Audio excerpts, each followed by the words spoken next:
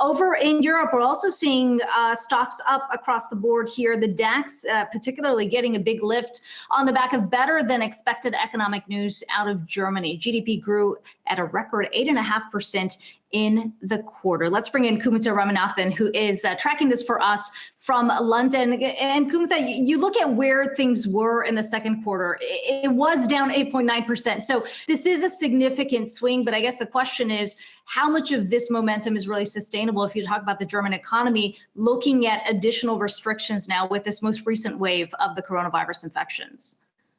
Hi there. Thanks for having me. Yes, that's right. It has been a bit of a rocky ride across Europe, really. That's essentially the story that's being told over and over again here. Today, markets very much buoyed by news of vaccine and the presidential election transition that's going to be taking place.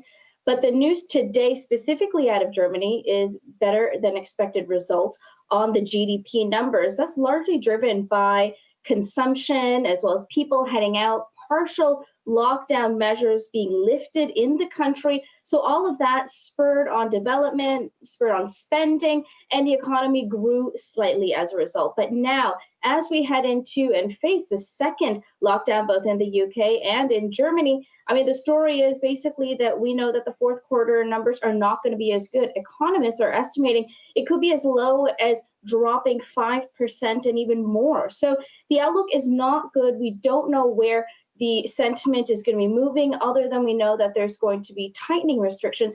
And Chancellor Angela Merkel has said that she's going to be meeting with about 16 heads of state across the country on Wednesday. And she's going to be talking about how the government is setting aside 10 billion euros to help recover and sort of shore up the economy as we head into the final quarter. So yes, the news has been positive for the market overall, for Germans in particular, for the third quarter, but we are bracing for more trouble ahead. Yeah, in so many ways, that story mirrors what we're seeing here in the U.S. But to your point, even with the economic rebound, so much uncertainty with these infections rising. Kumutha Ramanathan, good to talk to you today. Thank you.